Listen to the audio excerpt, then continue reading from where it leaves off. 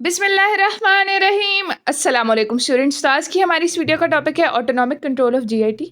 ठीक है, तो हम ऑटोनॉमिक कंट्रोल ऑफ जीआईटी को देखेंगे कि हमारा जो इनवॉलेंट्री नर्वस सिस्टम है बेसिकली वो किस तरह से कंट्रोल कर रहा है हमारे गैस्ट्रोइंटेस्टिनल ट्रैक्ट को। इसी के साथ हम रिफ्लेक्सेस को स्टडी करेंगे जो कि हमारे चैप्टर नंबर 63 में दिए हुए हैं। इन डिटेल नहीं करेंगे, जितना बताया हुआ है उतना ही स्टडी करेंगे, मोर और लेस उतना ही स्टडी करेंगे। बहरहाल समझेंगे ऑफ कोर्स, लेकिन बहुत ज़्यादा डिटेल नहीं करेंगे। Okay, so let's start with the introduction of autonomic control. Autonomic control क्या है? हमारे पास ऐसा कंट्रोल है जो कि हमारे अपने कंट्रोल में नहीं होता है, इनवॉलेंट्री है। ठीक है, विजरल जो भी हमारे पास ऑर्गन्स होते हैं उनका ऑटोनॉमिक कंट्रोल होता है, जिसके दो पार्ट्स होते हैं, हमें बहुत अच्छे से पता है, पैरासिम्पैथेटिक और सिम्पैथेटिक। ठीक है, अब जो हमारे पास जीआई ट्रैक्ट है उसमें पैरासिम्पैथेटिक जो है वो एक्साइटेटरी रोल प्ले करता है, जबकि जो सिंपैथेटिक है वो इनहिबिटरी रोल प्ले करता है। ये किस किस तरह से करता है, कौन से नर्व फाइबर्स हैं, pre ganglionic, post ganglionic, supply क्या है, इस सब को हम देखते हैं। तो हमारे पास जो नर्व फाइबर्स हैं पैरासिम्पैथेटिक का आउटफ्लो हमें पता है क्रेनियोसैक्रल है। तो पैरासिम्पैथेटिक में हम पहले क्रेनियल को देख लेते हैं। क्रेनियल में ये वेगस नर्व के थ्रू मोस्टली सप्लाई करता है। ठीक है, और इसके बाद हमारे पास जो है इसोफेगस, स्टमक और इंटेस्टिन्स को सप्लाई करता है। इसका जो क्रेनियल वाला पोर्शन है पैरासिम्पैथेटिक का, किस किस को सप्लाई करे? Oesophagus, stomach and less to this intestines, मतलब इंटेस्टिन्स को सप्लाई वैसे ही पैरासिम्पैथेटिक की कम होती है। ठीक है, और कहाँ तक जा रही है लेकिन इसकी पैरासिम्पैथेटिक की सप्लाई लार्ज इंटेस्टिन तक जा रही है। कहाँ तक जा रही है? लार्ज इंटेस्टिन तक जा रही है, लेकिन जो इंटेस्टाइन्स को सप्लाई है वो कम है।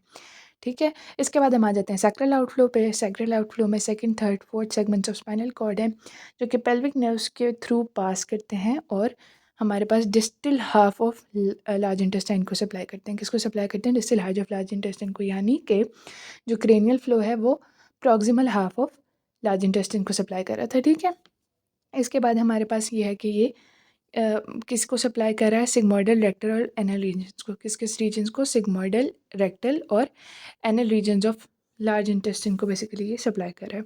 ठीक है, इसके बाद हम आ जाते हैं इसके, ये हमारे पास था कि ये कौन सा आउटफ्लो है।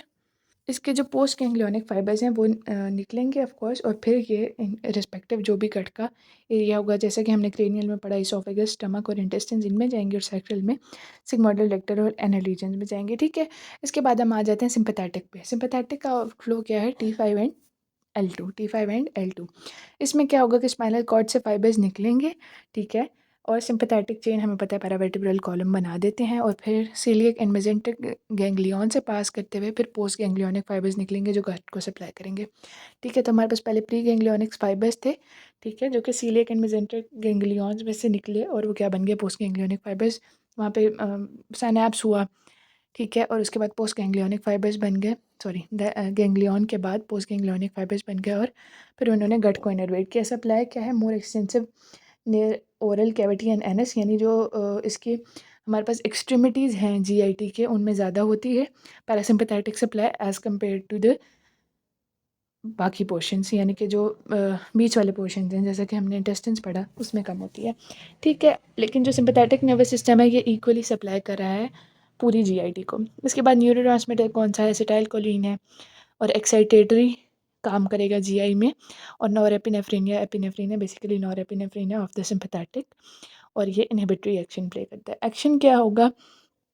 जो भी जीआईटी के फंक्शंस हैं वो पैरासिम्पैथेटिक बढ़ा देगा और सिंपैथेटिक कम कर देगा। क्या कम कर देगा? जो जीआईटी के कौन कौन से फंक्शन हैं? हमारे पास मूवमेंट है और सिक्रीशन है। मूवमेंट, सिक्रीशन, एब्जॉर्प्शन, इसको रेज कर देगा पैरासिम्पैथेटिक और डिक्रीज कर देगा सिंपैथेटिक। इसके अलावा जो ब्लड फ्लो है ये जो है पैरासिम्पैथेटिक इंक्रीज कर देता है टुवर्ड्स जीआई, ताकि एब्जॉर्प्शन ज़्यादा से ज़्यादा हो सके और मोटिलिटी भी ज़्यादा से ज़्यादा हो सके। सिक्रीशन के लिए भी ऑफ कोर्स ज़रूरी होगा, क्योंकि मेटाबॉलिज्म तभी हो सकता है जबकि ब्लड फ्लो ज़्यादा हो।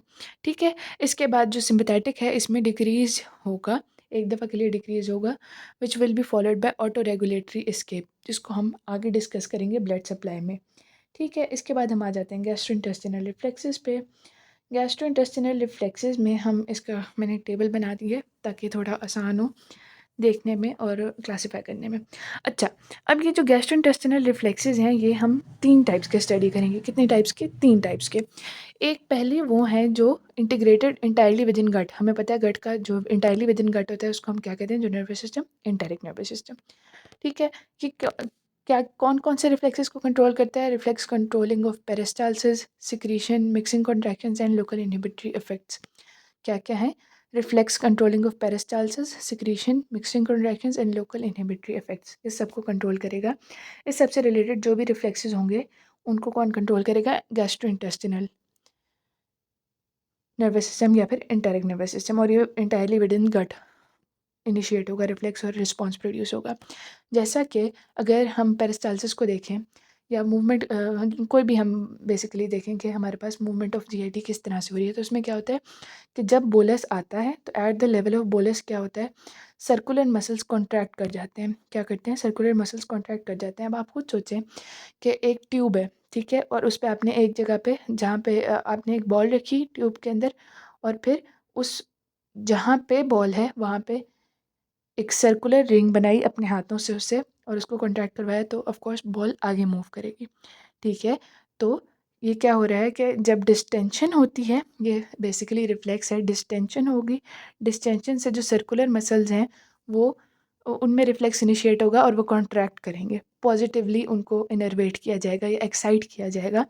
तो सर्कुलर मसल्स क्या करेंगे? कॉन्ट्रैक्ट करेंगे और बोलस आगे की तरफ मूव करेगा, ठीक है। लेकिन जो बोलस से आगे वाला हिस्सा होता है वहाँ पे क्या होता है कि लॉन्गिट्यूडनल मसल्स जो है कॉन्ट्रैक्ट करते हैं, और लॉन्गिट्यूडनल मसल्स के कॉन्ट्रैक्ट करने से एरिया बढ़ जाता है। लॉन्गिट्यूडनल मसल्स के कॉन्ट्रैक्ट करने से एरिया बढ़ जाता है और बोलस का जो आगे मूवमेंट है वो ईजीली हो जाती है, ठीक है। इसको हम इस तरह से देख सकते हैं कि अगर ये हमारे पास सर्कुलर मसल्स हैं तो ये कॉन्ट्रैक्ट करेंगे तो सरफेस एरिया थोड़ा होगा, और जो अगर यहाँ पे कोई भी चीज़ होगी तो वो आगे की तरफ मूव करेगी। लेकिन अगर हमारे पास लॉन्गिट्यूडनल मसल्स हैं, ये कॉन्ट्रैक्ट कर रहे हैं, कि लॉन्गिट्यूडनल मसल्स थे, इन्होंने कॉन्ट्रैक्ट किया, तो आगे जगह ज़्यादा बन जाएगी, और कोई भी चीज़ जो कोई भी चीज़ ट्रैवल करी होगी उसके लिए आसानी होगी वहाँ आने में। तो it was just an example कि किस तरह से हमारी फूड मूव करी है, और ये वाले reflexes entirely within gut generate हो रहे होते हैं, ठीक है। इसके बाद हम आ जाते हैं गट से प्री वर्टेब्रल सिंपैथेटिक गैंग्लिया में रिफ्लेक्सेस जाते हैं। कुछ हमें पता है कि रिफ्लेक्सेस में एक सेंसरी पार्ट होता है और एक मोटर पार्ट होता है, तो क्या होगा, सेंसरी पार्ट गट से प्री वर्टेब्रल सिंपैथेटिक गैंग्लिया में जाएगा और फिर दोबारा मोटर पार्ट गट में आ जाएगा। इनमें कौन कौन से रिफ्लेक्सेस आ जाते हैं? गैस्ट्रोकोलिक रिफ्लेक्स, एंटेरोगैस्ट्रिक रिफ्लेक्स, ठीक है, और कोलोनोइलियल रिफ्लेक्स। गैस्ट्रोकोलिक, एंटेरोगैस्ट्रिक, कोलोनोइलियल।